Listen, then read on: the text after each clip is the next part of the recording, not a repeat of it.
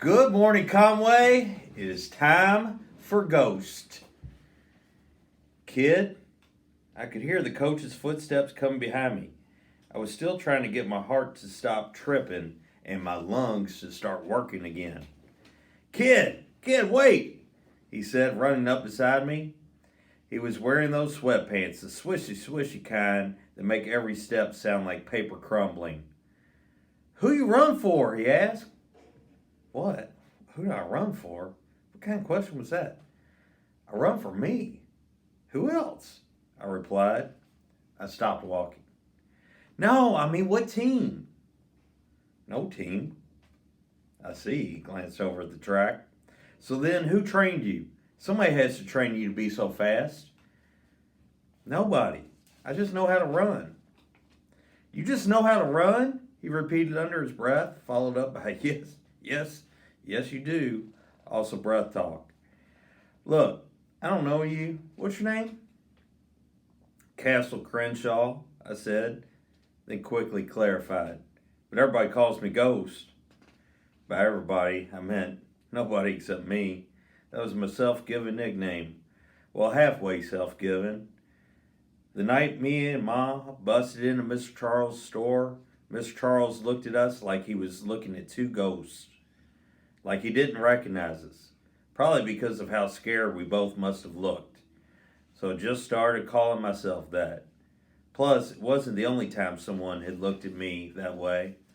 As a matter of fact, this man, the coach, was looking at me the exact same way as Mr. Charles did that night, stunned.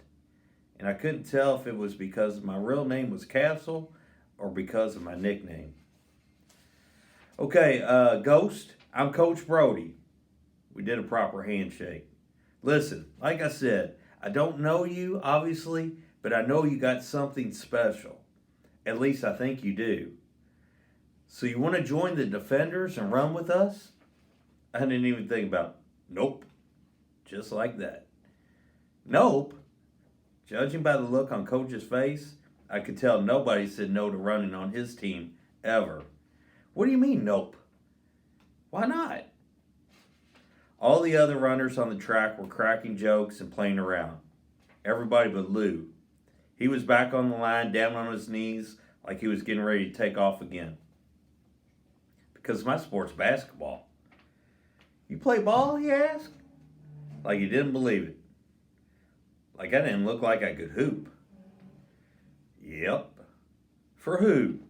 Why do you keep asking me who I do things for? I snapped, mainly because I didn't play ball for nobody. Not yet, at least. But it was still my plans. Plus, who was he to be all in my business anyway? I didn't even know him. And he didn't know me.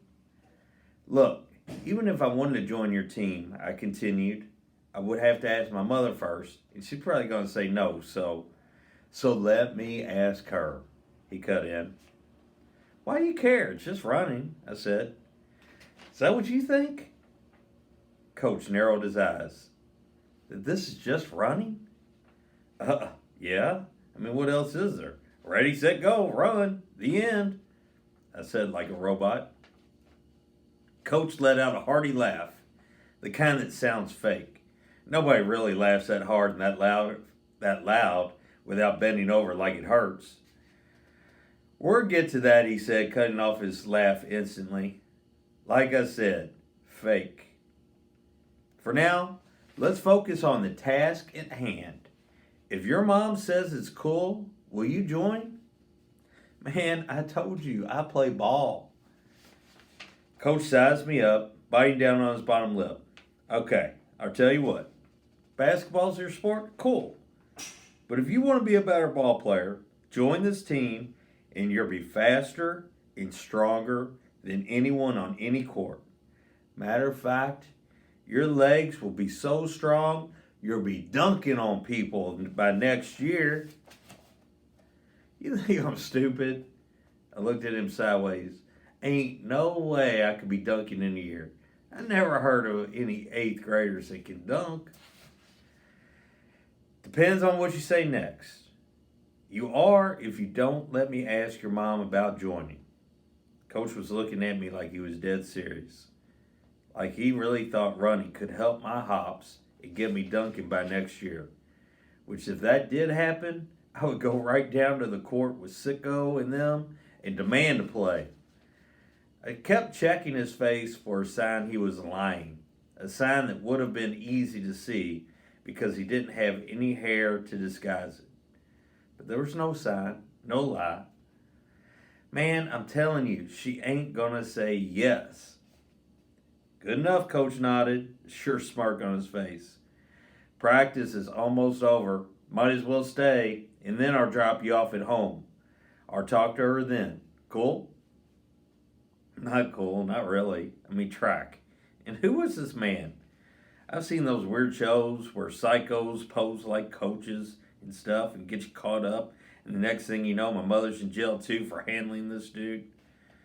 I didn't trust him. But on the other hand, I didn't really have anything else to do or nowhere else to be. So I figured it was worth scoping him out and seeing how he acted around all the other kids and their parents. I mean, I could always use a ride home, but I ain't no fool. After practice was done, everybody met up with the people waiting for them, family and friends or whatever. Coach spent a lot of time talking to all the moms and dads, mostly moms, especially of the vets. They all acted like they really, really knew each other, like family, hugs and all that. And that made me feel a little bit better about him, because moms don't trust nobody around their kids. So I agreed on the ride. Coach and I walked to his car, which I was surprised to see was a cab. You stole a cab? I asked, while he cleaned a bunch of stuff off the seat. Food bags, shoes, water bottles, sport drinks. The front of his car was a mess. He threw everything in the back. No, Coach said, brushing crumbs on the floor so I could finally get in. What makes you think that? Well, because you're a coach, I said, holding my backpack in my lap. So how you get one? I coach because I love it, but it don't pay the rent. Being a cab driver pays the rent. He started the car. Then why would you love coaching? Seems like if you being a cabbie gets you paid, that should be what you love. I explained what seemed obvious, looking out the window. Coach backed out of the car. Coach backed out of the parking space. Wait, you not going to make me pay for this ride at home, are you? Because if you are, you can just let me out here and I'll walk. Why would I make... Coach started and stopped. Then he said, just tell me where you live. Where I live. Where I live. When anyone ever asks about where I live, I get weird because people always treat you funny when they find out you stay in a certain kind of neighborhood. But I was used to people treating me funny. When your clothes are 2 sizes too big, and you got on no-name sneakers, and your mother cut your hair, and it looks like your mother cut your hair, you get used to people treating you funny. So what's one more person? Glass Manor, I said. You know where that's at? Coach didn't blink. Yeah, I know where that's at.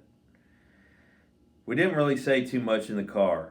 Just zipped from one side of the neighborhood to the other. From the good side to the other side. It was my first time ever in a cab. I was used to walking everywhere, unless I was going somewhere with my mom. Then it was on the bus. Coach talked on the phone most of the trip. Judging by what he was saying, what time he'd be home, checking to see if somebody named Tyrone had eaten yet, asking what was for dinner, made me think he was talking to his wife. I wonder what she looked like. Probably not too hot since she was married to a man who looked like a chip-toothed turtle. Coach was saying something about gym shoes to the maybe wife on the phone when I noticed a woman walking in white scrubs, white sneakers, carrying a black leather purse big enough to fit the whole world in it, and her hair was cut like a boy's. I tapped Coach on the arm and told him, pull the cab over. Hold on, he said to the person on the phone. Then to me, what? Pull over. I repeated, that's my mother. Coach pulled to the side of the street and I rolled down the window. "Ma!" I called out, waving to her. She looked, then looked again, trying to make sure I was who she thought I was. "Cass?" she said, approaching the cab. "What are you doing in a cab? Matter of fact, what are you doing in the front seat of a cab? No, answer the first question. What are you doing in a cab?" "Hop in," I said. "No, you hop out," she replied. "Ma." "Ma'am?" Coach leaned over so she could see him. "It's fine. Hop in. I'm just giving him a ride home." Then he added, "On the house." Coach swiped everything on the back seat to one side as I reached back and opened the door. My mother stood outside the car for what seemed like minutes before deciding to climb in. And even after she did, she kept the door open, one foot still on the sidewalk, so she could jump back out if she needed to. Her bag, which I knew was full of styrofoam containers of chicken and gravy or whatever gross but free meal we were going to be having for dinner, crunched on the seat beside her as she finally pulled her leg in and closed the door. "How was work?" I asked as Coach pulled back into the street. "Cass, don't how was work with me? Why are you in a cab?" "Excuse me, sir, no offense, but who are you?" she asked.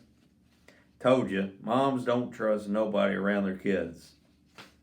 Coach adjusted the rearview mirror so he could see my mother in the back. "I'm Coach Brody, but everybody calls me Coach. I run the Defenders City track team." And your son came and sat in on my practice today." Coach threw a quick glance at me. "Did you know he could run?" Did I know he could run? She was sitting directly behind me, but I could still feel the heat of her eyes burning through the headrest, scorching the back of my neck. "Yeah, he can run. Like, really run." My mother just sort of grunted. I knew better than to say anything or to even turn around and look back at her. I just said to Coach, "Make this left when we get close to my street." Coach made the left and continued, and I think he's got potential. With the proper coaching, he could be a serious problem. I felt like I'd seen this in every single sports movie I'd ever watched. All of them. "Ma'am, your son has potential." If this went like the movies, I was either going to score the game-winning touchdown, which is impossible in track, or die. "Sir, I appreciate that, but let me tell you something. Cass already is a serious problem," my mom explained. "And right now, he needs to focus on school, not sports." Right here, I murmured to let Coach know where to stop and let us out. I figured there was no reason to drag the conversation out. It went exactly like I thought it would, so I really wasn't even mad about it. He cut his blinker on, pulled over, and put the car in park. "Listen." Coach turned around and looked my mother in the face. "I totally get that, but what if I made you a deal?" He went on. "If he messes up in school, one time he's off the team." "One time?" I squawked. "One time." Coach held his hand out to my mother. I kept my eyes forward until I heard her exhale the breath of a long day. "You gonna get him home every day?" she asked. "Yep." "What about his homework?" "It'll be done." He sounded pretty confident for not even knowing me like that. Coach gave us both one of his cards. I put mine in my backpack while Mom gazed at hers, making sure everything was legit. Then she let out another big sigh, this time probably the breath of a worried mom. "Well, at least I know where he'll be after school," she gave in. And that was it. Just like that. For the first time in my whole life, I was on a team.